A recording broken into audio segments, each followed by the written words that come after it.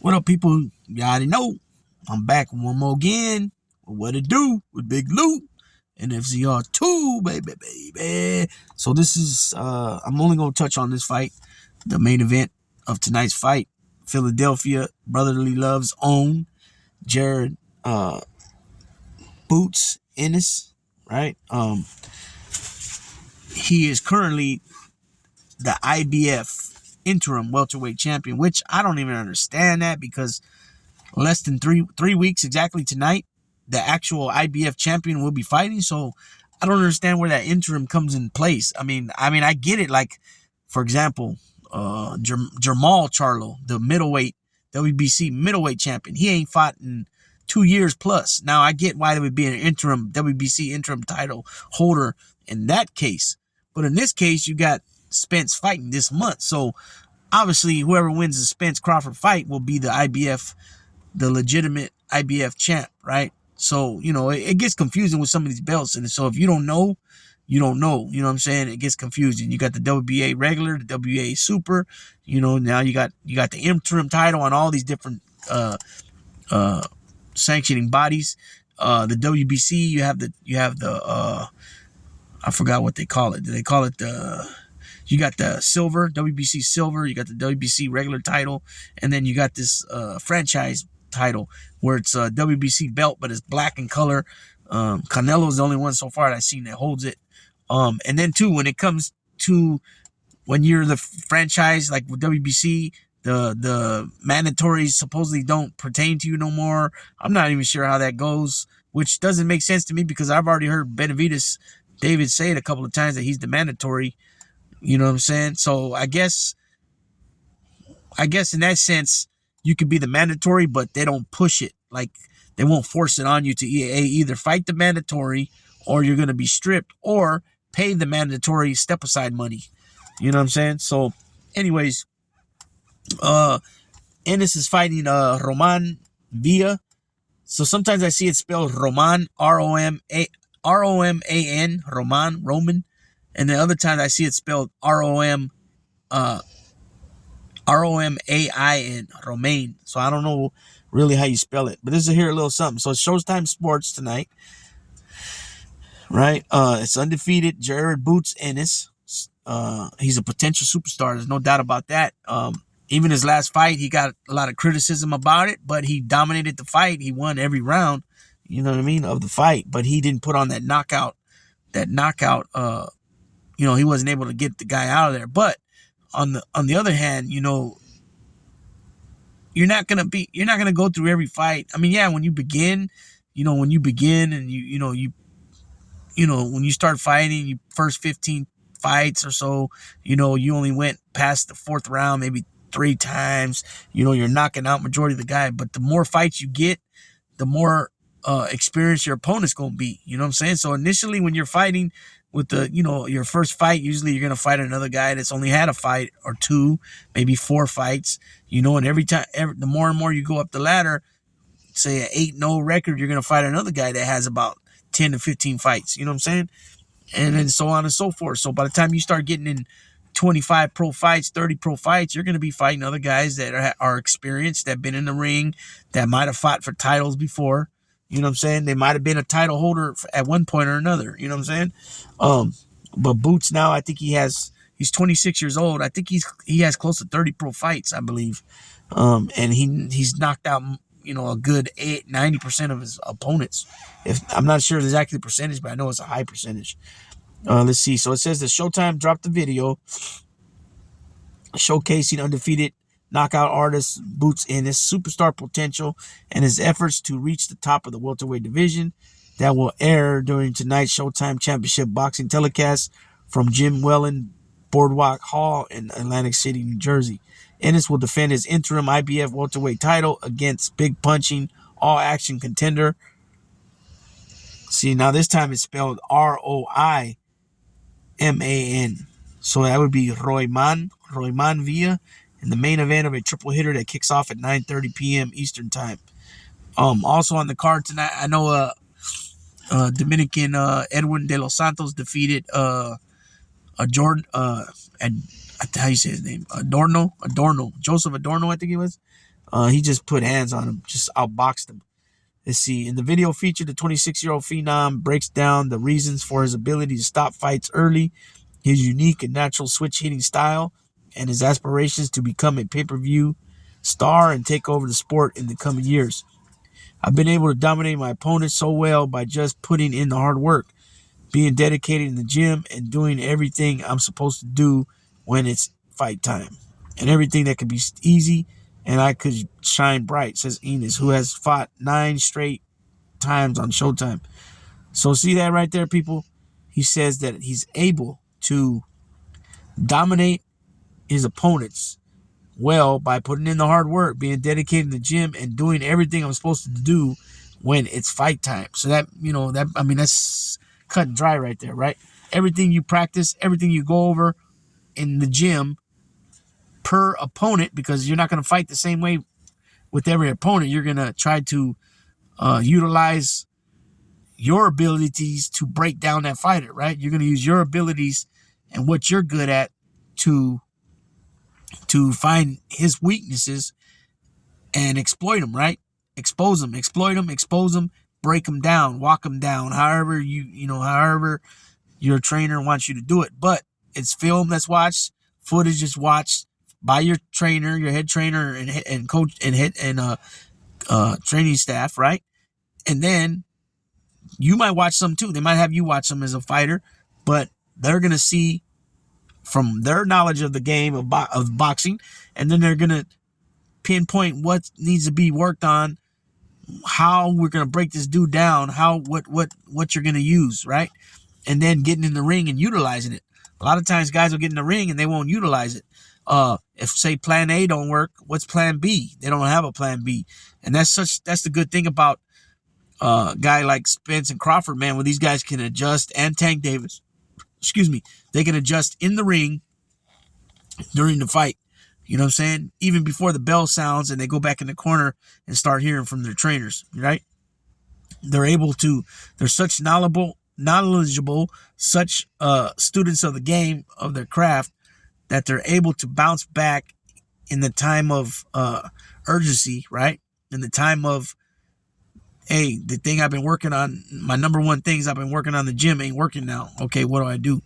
And they're smart enough to still defend themselves, counterpunch, and adjust while in the ring. And that's very important, because a lot of guys won't listen to their trainers.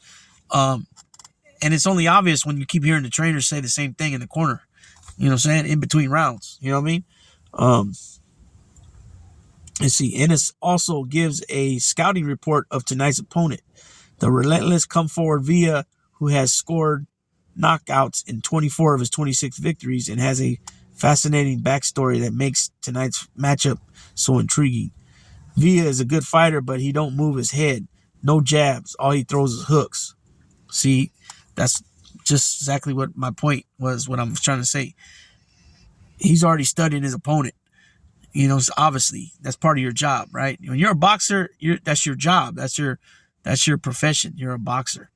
So just like with any profession, and I'm talking about a professional profession. I'm not talking about, you took this job in the meantime just to, be able to make some money to be able to live. No, I'm talking about when you're a painter, when you're an electrician, when you're doing any type of plumbing, you're doing any type of construction work. If you're a truck driver, if you're a forklift driver, if you're anything that you do as a it's known as a profession, there are shortcuts that you learn. And I don't mean like shortcuts like sloppy shortcuts. I'm talking about let me rephrase that. I should have said techniques. Just like with everything in the world, you learn as you go, and you become better as you go, as long as you want to, right? So anytime you're doing any type of job, as you're going along, you're learning. You might be taught one way by somebody when you're being trained, but you figure out other ways to do things, right? And it's efficient to you and what you're doing. So when this man says, he's a good fighter, but he don't move his head, that's going to be a problem for him. That's going to be a big problem for Villa. If Ennis Boots is able to be the fighter that he's been, what we've seen in that ring, he's gonna turn him into a bobblehead. You know what I'm saying? He's gonna have that head snapping back. He don't throw no jabs. Now, what kind of boxer don't throw jabs? I mean, anybody that knows boxing knows that the jab is the setup, right? The jab is what you need to, when you throw that jab and you connect, that's that couple of seconds or a split second, however you want to say it, or if what it really boils down to, when you hit that jab and you make that contact and how that person's, how would I say it? If, it paralyzes them for a second, right? And that gives the person throwing the jab the opportunity to either double up with the jab and then come with, boom, a left hook or a whatever, or to just throw that first jab, have them stop in their tracks for a second, and then come with whatever power punch you're going to come with. You know what I'm saying? A lot of times, too, like with the Ryan Garcia fight, Tank Davis, right? Okay, he was built up to be, speedster, power, and I thought the same thing. I'm not going to lie. But when you get in there with a guy like Tank, like I just mentioned, this guy is smart in the ring. He's showed it numerous times. He's been in there with numerous champions, ex-champions, current champions, guys that challenge for the belt. And he showed that in a few different opportunities, situations where he seems to be down and then he comes out on top, right? And now against Santa Cruz, against, I'll even say Garcia a little bit. Not Ryan Garcia, but the other Garcia. I would even say it against Pitbull Cruz. Rolly Romero, I don't know what the fuck what he be talking about. He's way off. He talking about he was whipping his ass until he caught him. Nah, dude, you didn't whip shit. You didn't even. I mean, he didn't even do it. It's weird with that situation. That kid's a figment of his own imagination. He's a legend in his own mind. But you have to throw a jab. I just don't see you being a top-notch fighter with a top-notch contender, let alone a champion, and you don't throw jabs. You need so I can see that's going to be a big problem from both sides on his offense and defense, because he's not going to be throwing jabs and he's going to be getting caught with jabs. You know what I'm saying? Let's see what else he said here. He said that he wants to come forward, and he stands right there in front of you. He's slow. He's flat-footed. Ooh-wee. Slow and flat-footed. So if you're flat-footed, that means you're going to get caught. And we already know Boots got power. So most likely he's going to be catching this dude and, like, knocking him around, like, where he gets knocked off balance a lot, right? You can't fight flat-footed. And then he's saying he's slow. I don't know, slow compared to what? Or just slow like a turtle.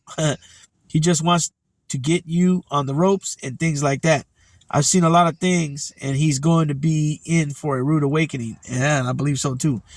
You have to bring something else to the table if you think you're going to be able to do something with me. I can't wait.